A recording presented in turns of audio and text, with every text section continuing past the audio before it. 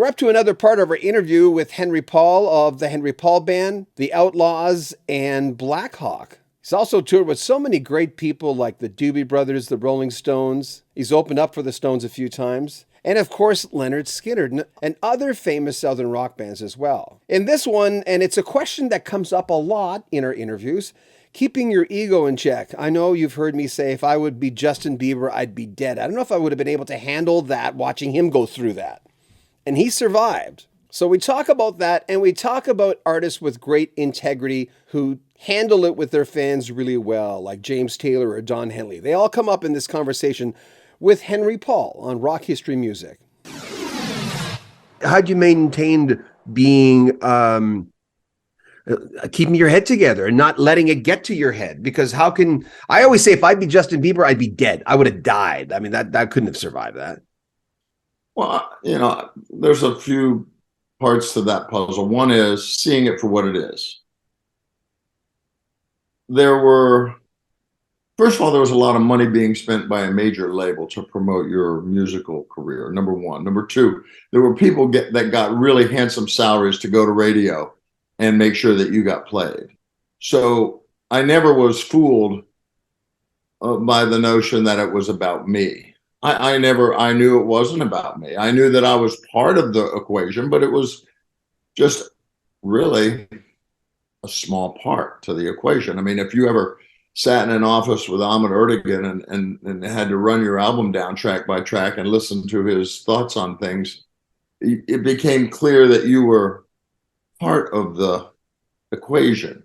And he dealt with Stephen Stills and, Robert Plant and, Jimmy Page. He dealt with these, Aretha, dealt with them every day as people. And I learned from Clive, who was a little self-absorbed, but really grounded. And I learned from Ahmet, that it was a team effort. Charlie Daniels taught me a lot about taking control of your group and representing it accurately and not leaving that job to someone who really wasn't qualified. Could be the drummer, could be the bass player, could be the lead guitar player, but somebody in the band had to represent the group. And if you wanted the group represented correctly, you damn sure wanted to make sure you did it yourself. So if I went to radio with Charlie to promote a show featuring the Henry Paul Band and Charlie Daniels Band, and I sat there and watched him dispense with respect and affection towards these people, I learned just by watching that was definitely an acumen that I could relate to and buy into. And secondly,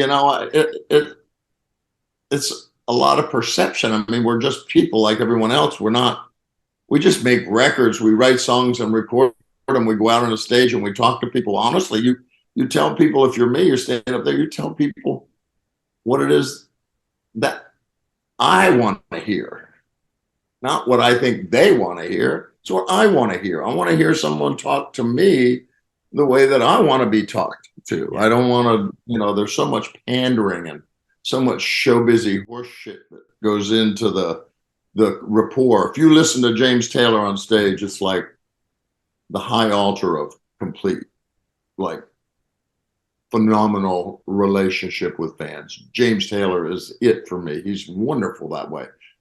Don Henley is a little preachy here and there, maybe, or a little bit, distant. But man, does he have something to say? And I don't know. I just kind of go for the best that I can find and try and emulate them and learn from them and just try and be in that community. Hope you enjoyed that. We have a long series with Henry Paul, and now we're also releasing shorts, and then we'll be releasing the entire interview. It was a long hour-and-a-half chat with Henry Paul, who was, of course, as you know, a big part of the Outlaws in their early incarnation. Then he left in the 70s, formed the Henry Paul Band, which was successful, and then the country trio Black Hawk, which still tours today. If you want information on Henry, there are links in the description. But man, in this series, does he tell good stories about knowing the Eagles, hanging out with Leonard Skinner, most notably Ronnie Van Zant, their lead singer, working with Clive Davis. There's so much in this series. If you're a Patreon member, you'll get early access to everything on here. It's pretty juicy stuff. And he's writing a book as well. Remember to pick up a Rock History Music t-shirt and hats. You can get your own Rock History Music baseball cap now. Join our Patreon, as I said, get early access to everything. Links in the description, our TikTok. Check out the Facebook group for Rock History Music. Stay in contact with us. We'd love that. All the information's in the description. I'm John Beaudin. More from Henry Paul in the next 2-3 days. This is Rock History Music.